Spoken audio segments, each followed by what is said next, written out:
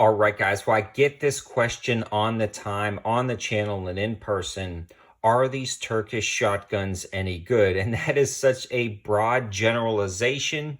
And the answer right off the bat is it is a mixed bag.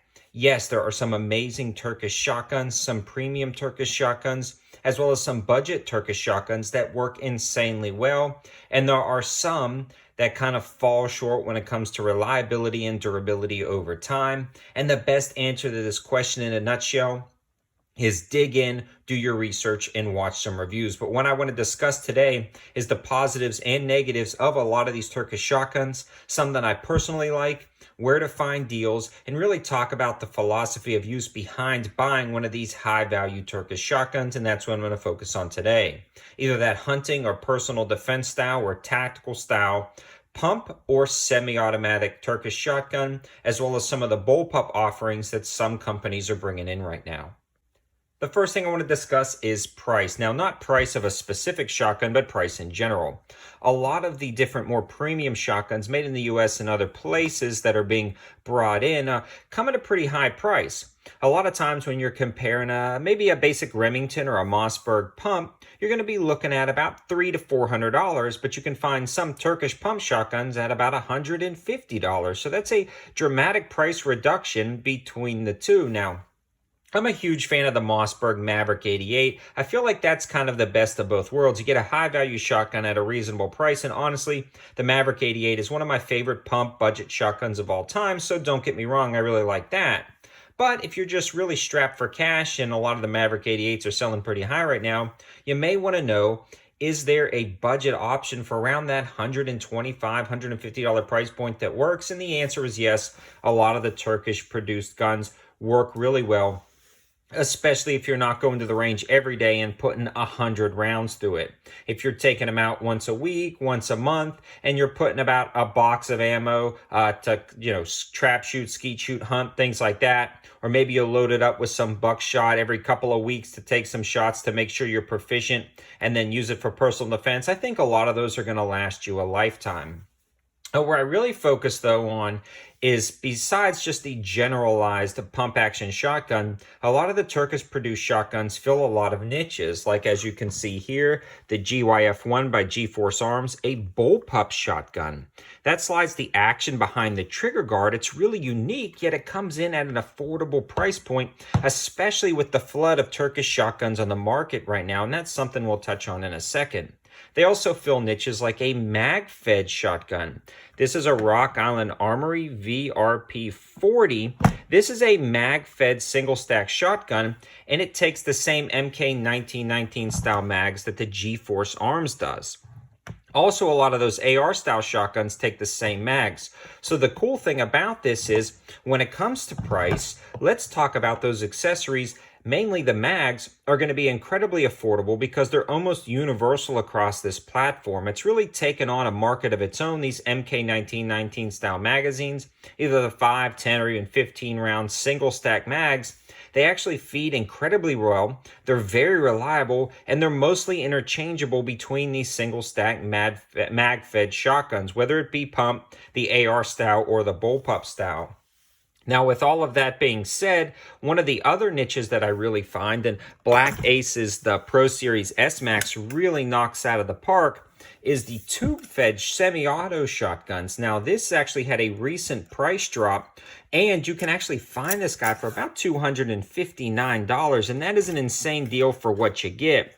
So not only do they fill interesting roles like a bullpup shotgun and a mag-fed shotgun, the standard tube-fed semi-autos that are in tactical in nature, these generally are going to be running well over $500 to $600 with some other manufacturers. You can find some of these more cheaply produced ones, and I want to say that with kind of like an alert here, right? So TFB TV did a video on some of the Black Aces Pro Series, and one of their pins walk loose out the bottom.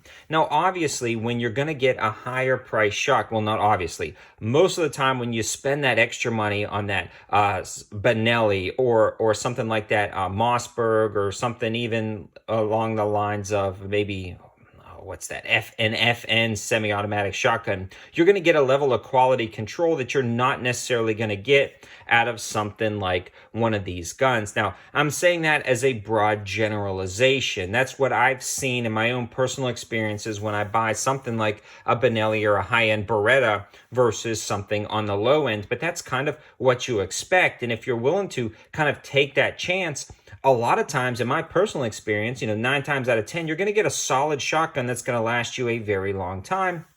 But just know those QC issues could pop up.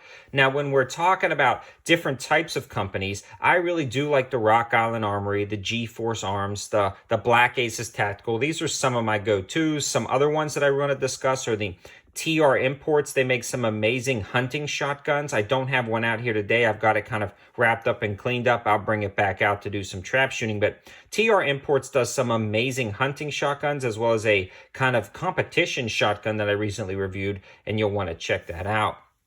So with all that being said, there are definitely pluses and minuses, and what I've done is over on my link tree. Now, I can't link to these in the description below, and sometimes it gets confusing when we're linking down there, but if you actually click my link tree, or actually not even my link tree, my campsite page, that's where I list out all the links. So you'll be able to click my campsite page, you'll go over there, and I'll list out my favorite budget, high-value Turkish shotguns that I actually trust and use. Some of these I bought with my own money. Some of them were sent out to the channel. It's a mixed bag, but no is kind of a disclaimer. Some of those were sent out to the channel, but a lot of them I just purchased with my own money. Love so much, I'm actually going to go buy a second one just because they're working so well, and I like to use them as test platforms for different things like optics and stuff like that. So in a nutshell, I think Turkish shotguns are definitely worth it. I do, though, think you need to really look into reviews.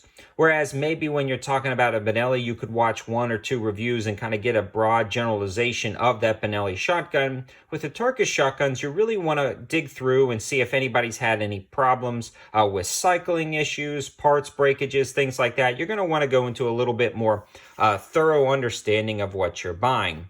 But with that being said, some really cool ones out there are like this MagFed VRP 840. You're definitely going to want to check out the Black Aces Pro Series S Max for just a standard tactical defensive tube-fed shotgun. And then the G-Force Arms bullpup is actually one of the nicer bullpups. It's got an aluminum upper. It feels really solid. It's been working well. So there are, again, a lot of great options that I have on the channel that you can search through.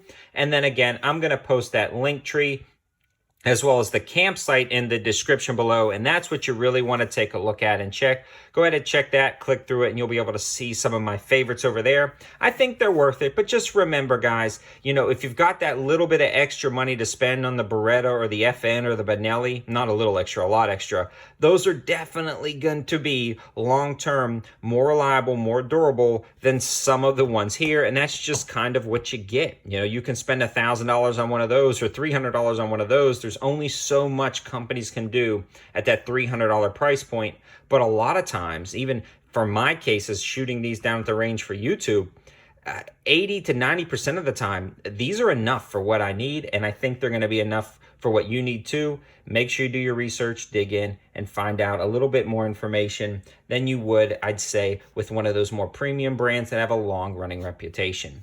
Thanks for watching, guys. Have a good one.